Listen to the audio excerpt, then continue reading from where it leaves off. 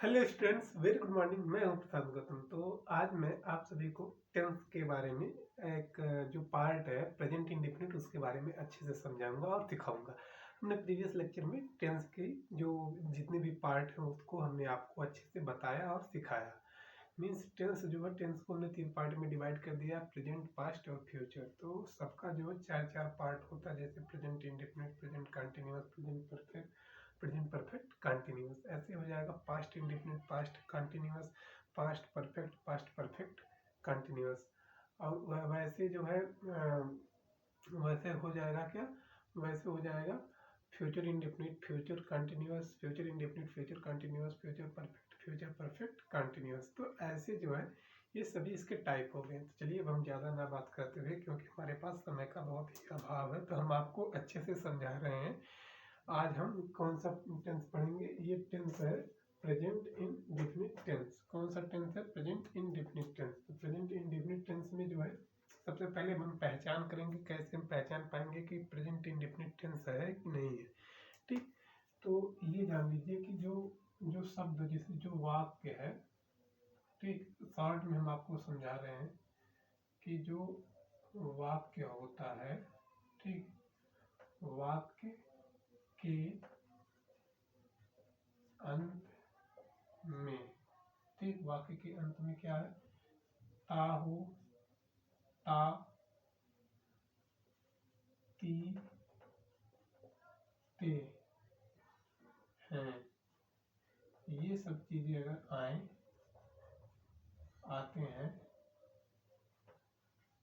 तो ये क्या हो जाएगा? ये प्रेजेंट इंडेफिनिट टेंस हो जाएगा। मतलब कि वाक्य के अंत में ता हो, ती हो, ते हो, ये सब चीजें, मतलब ये सब वाक्य आए तो इन्हें हम क्या कहेंगे? इसे हम कहेंगे प्रेजेंट इंडेफिनिट टेंस। मतलब इसको हम पहचान पाएंगे कि ये प्रेजेंट इंडेफिनिट टेंस है। मीन्स समझ में आएगा। तो ये अगर हम इसको अगर हम जान लें कि इसको अगर हेडिंग के रूप में अगर लिखें तो पहचान भी इसको हम लिख सकते हैं। ठीक, पहचान भी इसको हम लिख सकते हैं।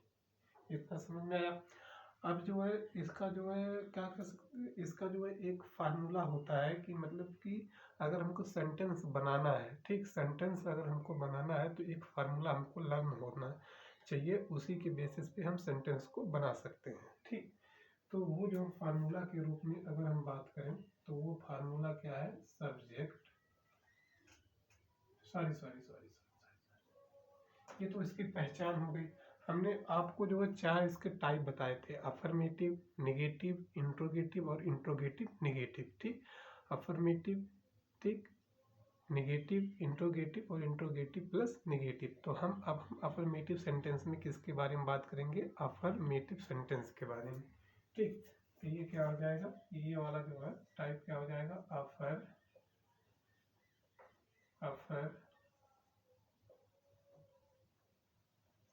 अफर्मेटिव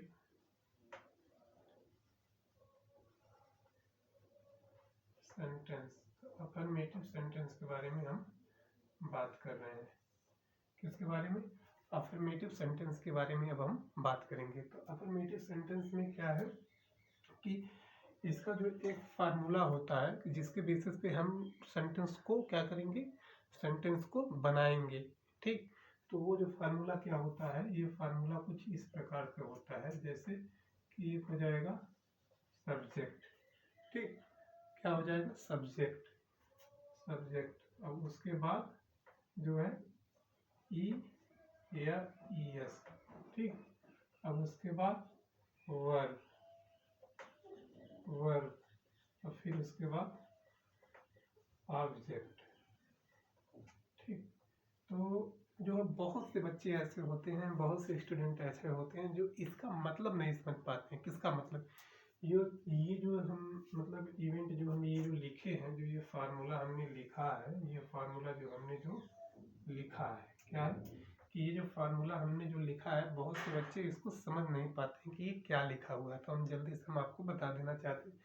सब्जेक्ट का मतलब क्या हो गया? सब्जेक्ट मतलब जो वाक्य में सबसे पहले आए, जो वाक्य में सबसे पहले लिखा जाए उसी को हम सब्जेक्ट कहते हैं। ठीक, जो वाक्य में सबसे पहले लिखा जाए, जैसे मैं जाता हूँ, मैं खाता हूँ, ठीक, वह जाता है, वह आता है, तुम क्या करोगे, तुम कहाँ जाओगे। तो ये सब जितने भी वाक्य हैं, तुम, I, you, we, they, he, she, it, ये सब क्या है, ये सब्जेक्ट है। ठीक ठीक, ये क्या है, ये सब्जेक्ट है। मतलब जितने भी प्रोनाउन होते हैं वो सब सब्जेक्ट कहलाएंगे। Noun or pronoun called subject. ठीक, noun or pronoun called subject.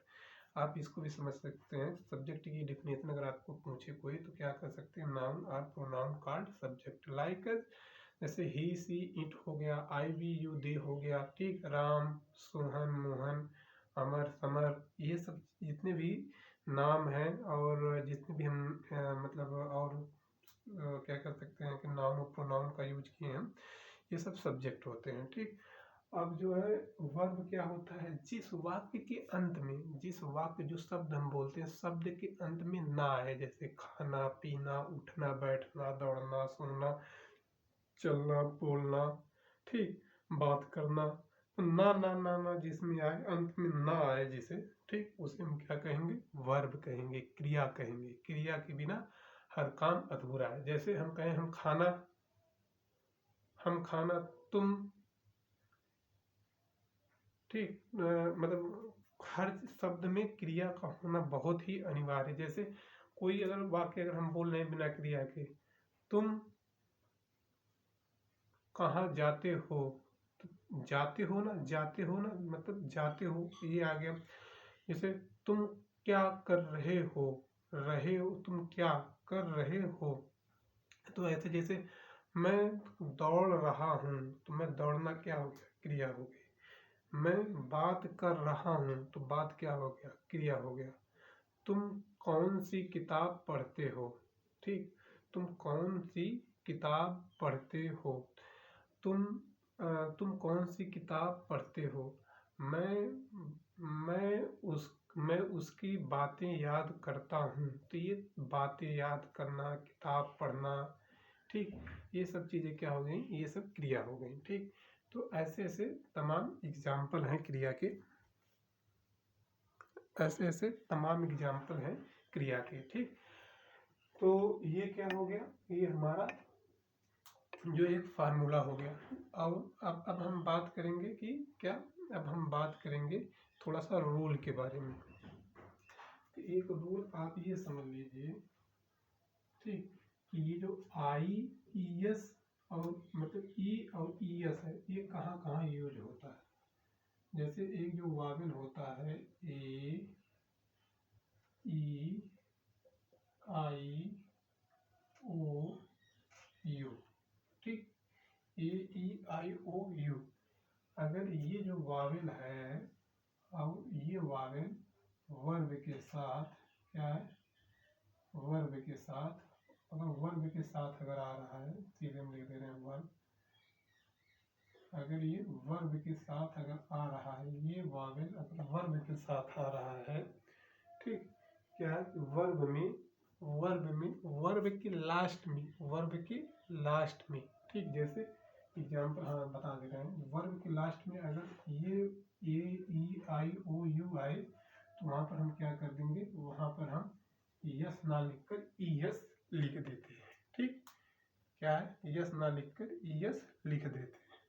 और बाकी जैसे बाकी जितने भी अल्फ़ाबेट हैं, और बाकी जितने भी क्या है अल्फ़ाबेट हैं, जैसे ए से लेके जेड में जैसे जितने भी अल्फ़ाबेट हैं, बी, सी, डी, ऐसे जितने भी अल्फ़ाबेट हैं, उनके साथ हम किसका प्रयोग करेंगे, जो है उनके साथ हम किसका प्रयोग करेंगे, ठीक।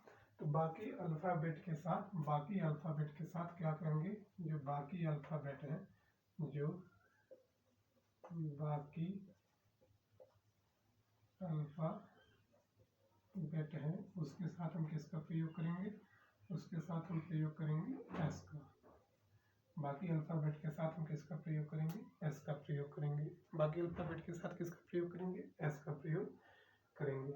अब हम साथ ही साथ अगर हम देख लें, तो ये जो है, ये एक तो रूल ये हो गया। मतलब और एक चीज़ और समझ लीजिए कि जिसका जो सब्जेक्ट है, अगर वो ही, सी, इट आए, तब वहाँ पर हम क्या करेंगे, वर्ब के साथ वर्ब के साथ ES का प्रयोग करेंगे। वर्ब के साथ हम किसका प्रयोग करेंगे?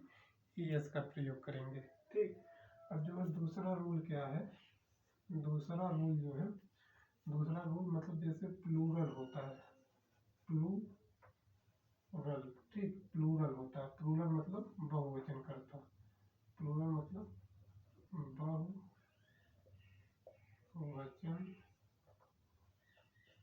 बहुवचन करता। तो प्लूरल मतलब क्या हो जाएगा? बहुवचन करता। तो बहुवचन करता में जैसे क्या हो गया? I, you, we, I, we, you,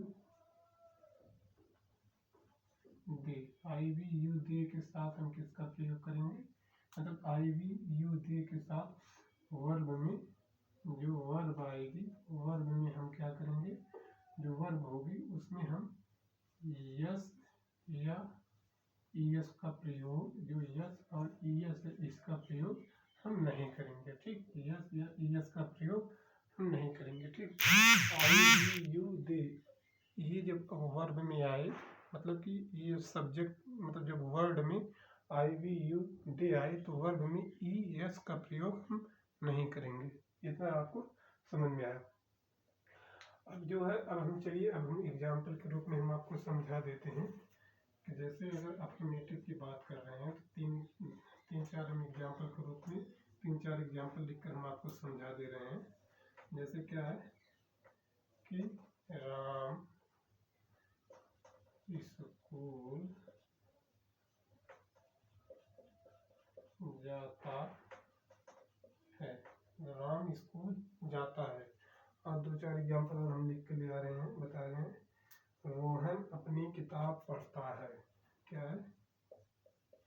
Rohan अपनी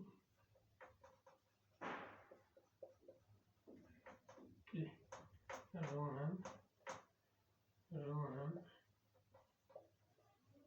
अपनी किताब पढ़ता है। और दूसरा एग्जाम्पल क्या हो गया? गीता अपने स्कूल में हमेशा फर्स्ट आती है। गीता अपने स्कूल में हमेशा प्रथम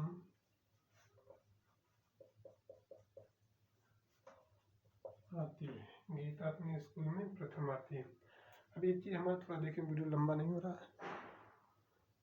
एक चीज़ हम आपको और दिखा दें कि जैसे अगर अफर्मेटिव की पहचान अगर करनी है तो ये आपको दिख रहा है ना, ता है, ता है, ता है, ता ता ता ता है, ता है, ता है, आता आ रहा है ना, ता है, ती है, ते, ये सब वर्ड जो है दोहराए जा रहे हैं। अब हम इसका अगर हम ट्रांसलेशन करें तो ट्रांसलेशन अगर करना है तो अब इसको हम क्या करेंगे कि इसको राम स्कूल जाता है। तो राम क्या हो गया? राम यहाँ पे क्या है? राम क्या हो गया? सब्जेक्ट हो गया, मतलब नाम ही सब्जेक्ट है। तो राम क्या है? सब्जेक्ट हो गया। अब किस कहाँ जाता है अगर हम पूछेंगे, जैसे अगर हमको ऑब्जेक्ट के बारे में अगर बात करनी है तो क्वेश्चन मार्क का मतलब प्रश्न पूछेंगे, राम कहाँ जाता है? स्कूल जाता है। राम कहाँ जाता है? स्कूल जाता है। ठीक। अगर वर्ब की अगर पहचान करनी है, वर्ब की पहचान करनी है तो कहाँ जाता है? स्कूल जाता है। तो जैसे अगर एक तरीके से और हम आपको समझा दें कि ये क्या है, राम क्या है? राम जो है सब्जेक्ट है। ठीक। अब किसके बारे में बात की जा रही है? अगर जिसके बारे में बात की जा रही है वही क्या हो जाएगा? ऑब्जेक्ट हो जाएगा। जिसके बारे में बात की जाती है वही क्या हो जाता है? ऑब्जेक्ट हो जाता है। तो बात किसके बारे में की जा रही है? राम कहाँ जाता है? स्कूल जाता है। पूछेगा प्रश्न करेंगे कि राम कहाँ जाता है? तो स्कूल जाता है। तो स्कूल जाता है, जो स्कूल है वो क्या हो जाएगा? ऑब्जेक्ट हो जाएगा। अब यही जो है, जो वाक्य है, यही हम क्या करेंगे? इस फार्मूले पे हम रखेंगे। तो ये क्या हो जाएगा? राम क्या है? सब्जेक्ट है। तो राम हो गया सब्जेक्ट। ठीक, राम हो गया सब्जेक्ट। अब क्या है? ES का प्रयोग करेंगे। किसका प्रयोग करेंगे? E और एस का प्रयोग करेंगे। अब हम देखेंगे वर्ब में ई और एस का प्रयोग करेंगे। तो जाता है, तो जाता, जाना की अंग्रेजी क्या हो जाएगी? गो। ठीक, जाना की अंग्रेजी क्या हो जाएगी? गो। ठीक, जाना की अंग्रेजी क्या हो जाएगी? गो। और हमने आपको बताया था ए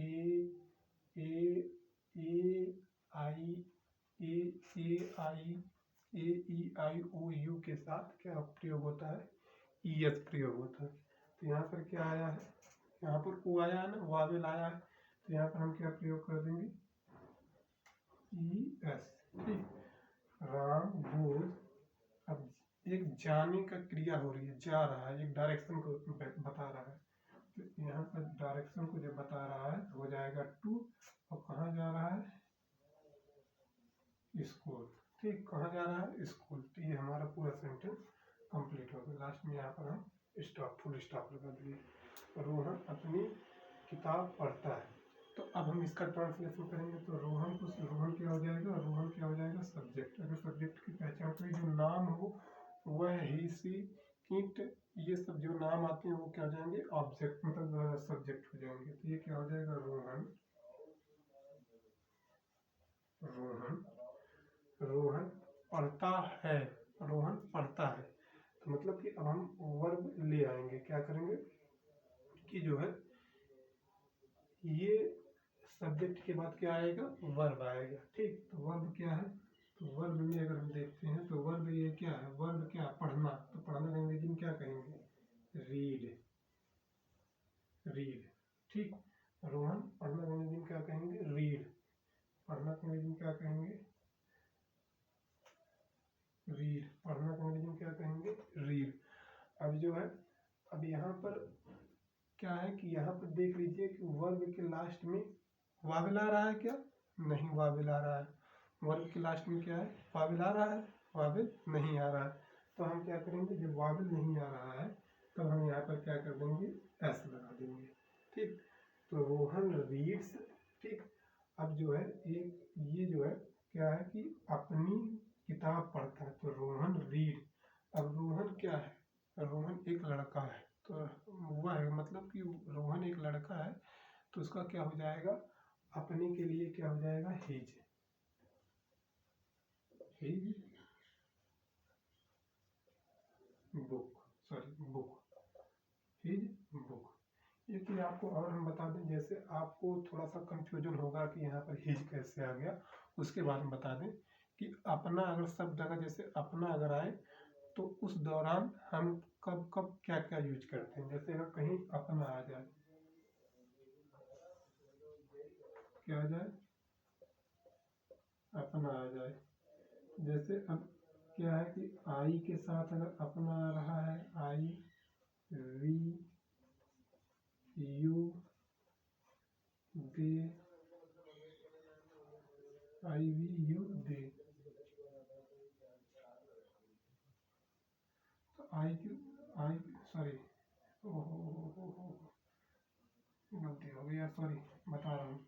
जैसे क्या है कि ही के साथ अगर आ जाए, ठीक, ही के साथ आ जाए और सी आ जाए, ठीक, ही आ जाए, सी आ जाए, ऐसे ऐसे ही आ जाए, सी आ जाए, अब आई आ जाए, ठीक, अब आई आ जाए और यू आ जाए, यू आ जाए, बी आ जाए, बी आ जाए, आई वी यू।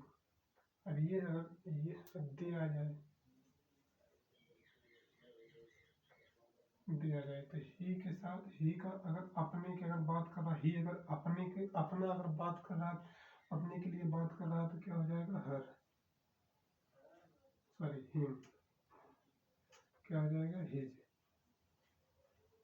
हिज, ठीक, क्या हो जाएगा? हिज। और सी अगर बात कर रही है अपने के लिए, जैसे वो अपना काम करती है, काम करती है, अपना काम करती है, मैं अपना काम करता हूँ, तुम अपना काम करते हो, वे अपना काम करते हैं, वे सब अपना काम करते हैं। तो ये सब जब अपना अपना आए तो लास्ट में हम क्या क्या यूज करते हैं इसके लिए? तो ये क्या हो जाएगा? सी के लिए हर हो जाएगा, आई के लिए जो है माई हो जाएगा, आई के लिए माई हो जाएगा, यू के लिए योर हो जाएगा, वी के लिए आवर हो जाएगा, दे के लिए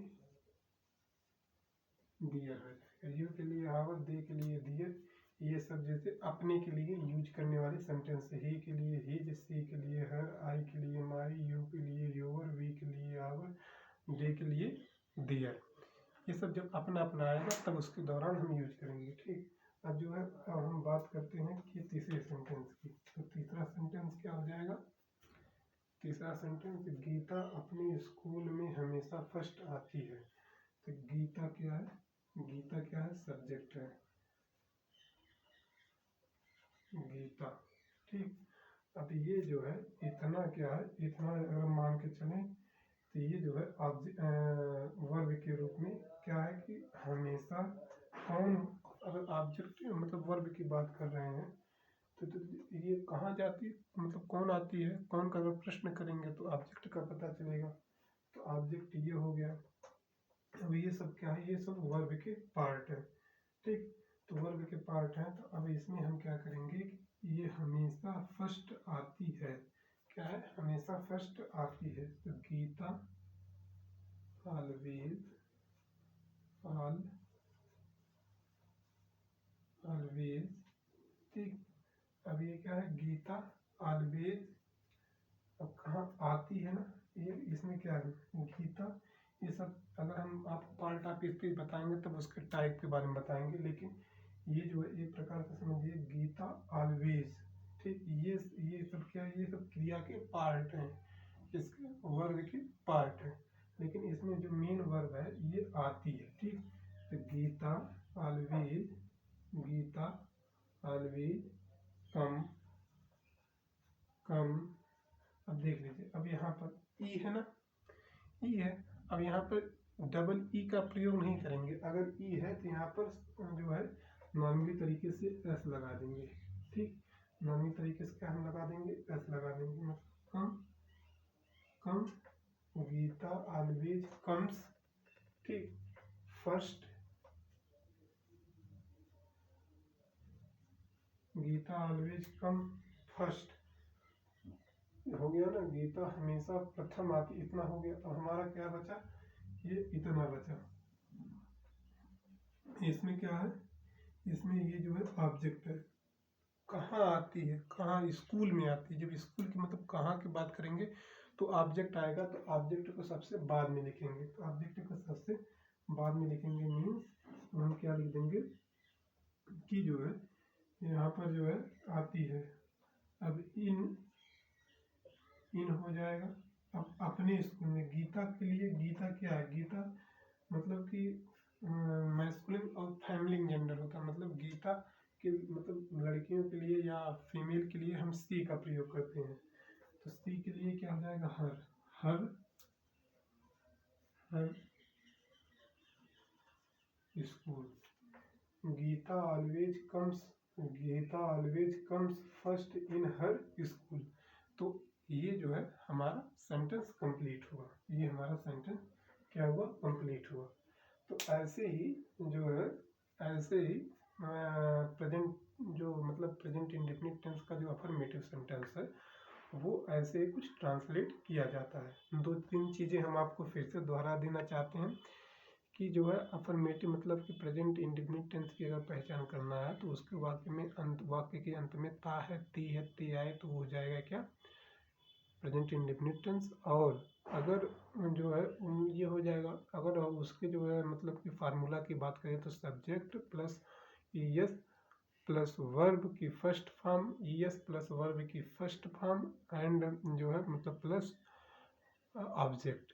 तो ये हो जाएगा इसका जो है एक मतलब कि इसका फार्मूला हो गया। अगर रूल की अगर हम बात कर रहे हैं तो रूल में जैसे I, A I O U, A I A E I O U.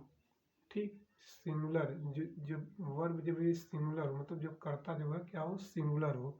ठीक, कर्ता जैसे फिर से हम आपको बता दे रहे हैं कि जब सब्जेक्ट सिंगुलर हो, और जब सब्जेक्ट सिंगुलर हो और उसमें क्या हो? वर्ब जो है, वर्ब के लास्ट में ए ई आई ओ यू आए तो उसमें हम क्या करेंगे, ई एस जोड़ देंगे। ठीक, जैसे कर्ता में सिंगुलर का मतलब ही सी ईंट हो गया। अब बाकी जो है जब प्लूरल क्या हो कि जब कर्ता मतलब सब्जेक्ट प्लूरल हो, जैसे आई वी यू दे हो गया। ठीक, आई वी यू दे हो गया, तो आई वी यू दे अगर जब हो जा रहा है तो उस सिचुएशन में वर्ब के लास्ट में हम क्या, ई एस को हटाकर एस जोड़ देते हैं। इतना आपको एक रूल आपको समझ में आया होगा।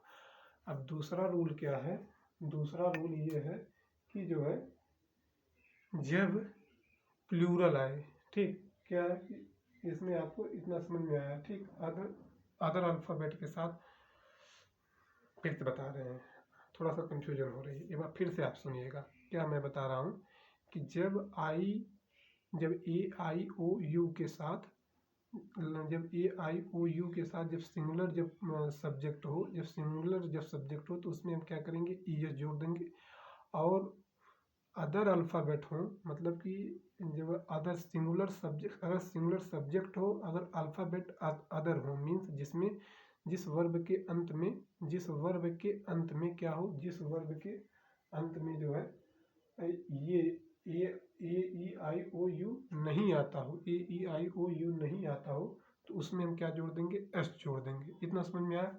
और दूसरा रूल ये है कि प्लूरल अगर सब्जेक्ट अगर प्लूरल हो, जैसे आई यू वी दे हो, तो उसमें जो है ना तो हम एस का प्रयोग करेंगे ना तो हम ई एस का प्रयोग करेंगे। आई होप आपको हमारा लेक्चर समझ में आया होगा। यार अभी थोड़ा स्टार्टिंग है, थोड़ा सा फ्रिक्वेंसी नहीं बन पा रही है, जैसे फ्रिक्वेंसी बन जाएगी तैसे आपको अच्छे से लेक्चर समझ में आने लगेगा। सो आज के लिए बस इतना ही। Thank you, all the best. अब हम मिलते हैं निगेटिव सेंटेंस के साथ।